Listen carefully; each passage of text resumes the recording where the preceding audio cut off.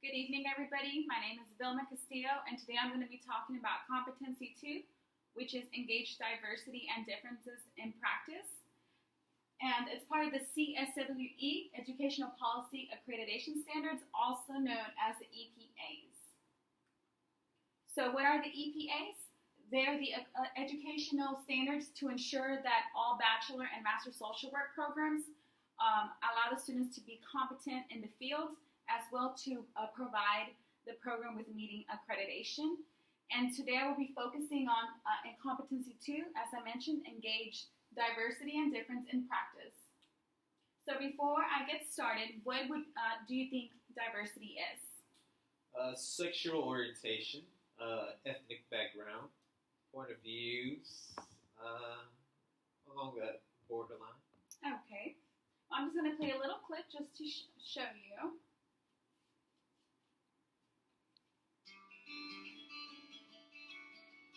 What is diversity? Sometimes it's what you see. Gender, skin color, age, physical abilities. Sometimes it's what you don't see. Ethnicity, religion, gender identity, sexual orientation, values, beliefs, personality. Our differences define us, allow us to make unique contributions, make life interesting. So as you can see, you were right. Some of them doing diversity does include sexual orientation and ethnic backgrounds. So Competency 2 actually includes applying and understanding what shape the life experiences of an individual, and that can be the diversity, adversities, or anything that has an impact on or influence on that at the micro, meso, and macro levels of social work practice. It also includes presenting as learners and engaging the clients, because the clients are their own experts in their own identities and their own culture. They know better than we do. And we also have to apply self-awareness and self-regulation. That way our personal bias and values when working with clients don't affect our professional judgment. So why is this important? As a social worker, you're going to work with people from all different types of backgrounds, people with different values and beliefs than you might have, and you cannot let that affect your social work judgment. You're there to provide a need for them. You're there to help them. So it's important to understand how their values and cultural norms have an impact on their behavior and their decisions.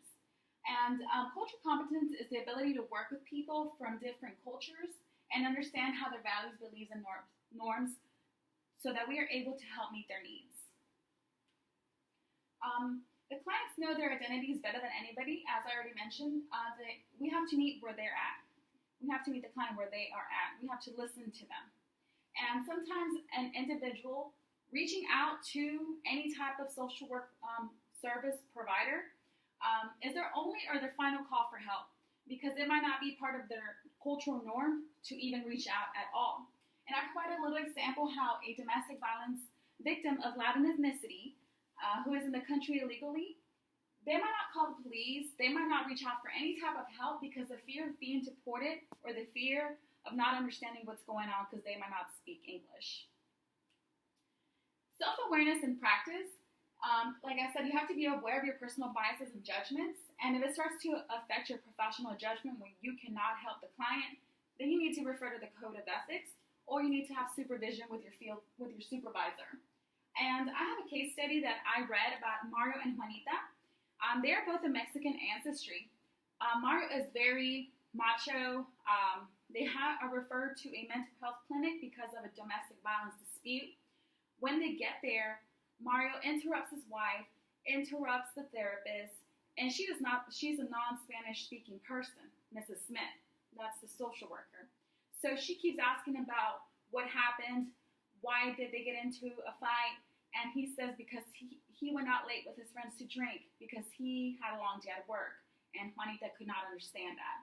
So when Ms. Smith tried to get Juanita to express herself, Mario interrupted and said he's trying to provide financial security and have a big family so that Juanita won't miss him. So once again, Miss Smith says, Mario, Juanita needs to talk, and Juanita is not able to express herself. And Mario says, all women want children. And Juanita just sits there in silence. So Miss Smith at this point starts to confront Mario. And Mario starts, speaking for his wife. As I mentioned, he's still interrupting Mrs. Smith, and he starts to become angry and says, no woman is going to talk to me that way. So self-awareness is important because Miss Smith, while she's trying to calm him down, she's also becoming angry because of his sexist attitude. And so that's why it's important to understand how diversity and differences in practice are very essential when being in the social work field. And so Juanita is starting to come along to the sessions. Mario does not return. Therefore, Miss Smith had a negative impact on Mario and was not able to meet his needs. So, do you have any questions about anything? I don't. You answered all my questions. Everything's clear to the point. Did you learn anything new? Was it engaging? It was engaging. Like, you came across with your point. I understood everything you were saying. Everything applied to your topic. It was a great overall presentation. Wonderful. Thank you so much. And is there anything I could have changed? Was my gestures, my tone, the video, was that helpful? The video was very helpful. I wouldn't say change anything because everything was fine from what I see. Okay. So other than that, everything was great. Wonderful. Well, I'm glad, and I want to thank you, and thank you, everybody.